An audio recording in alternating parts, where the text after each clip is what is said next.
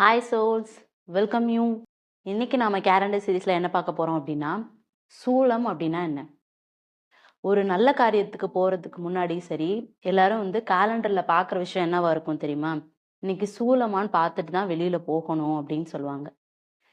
ஏன் அப்படி சொல்றாங்க அப்படின்னா, சூலம் அப்படின்றது சுட்டெரிக்கும் சூரியன் அப்படின்னே சொல்லலாம். கிரகங்கள் சுத்துற திசைக்கு ஆப்போசிட்ல நாம போனோம் அப்படின்னா, அத தான் சூலம் அப்படின்னு சொல்றாங்க. சின்ன நாழிகை கணக்கு தான் இருக்கும். ஒரு நாள் ஃபுல்லாலாம் சூலம் அப்படின்றது இருக்காது. உச்சி காலத்துக்கு அப்புறமா நாம வெளியில கிளம்புனோம் அப்படின்னா, சூலம் அப்படின்றது எடுத்துக்கப்படாது. சரியா? இப்போ 4 திசைகள் இருக்கு அப்படின்றது நமக்கு தெரியும். ஸோ அதுல வடமேற்கு, தென்மேற்கு, தென்கிழக்கு, வடகிழக்கு ஸோ இந்த மாதிரியான திசைகளும் இருக்கு. எந்தெந்த நாட்கள்ல சூலம் வருது, அதுக்கான பரிகாரம் என்ன அப்படின்னு பார்க்கலாம்.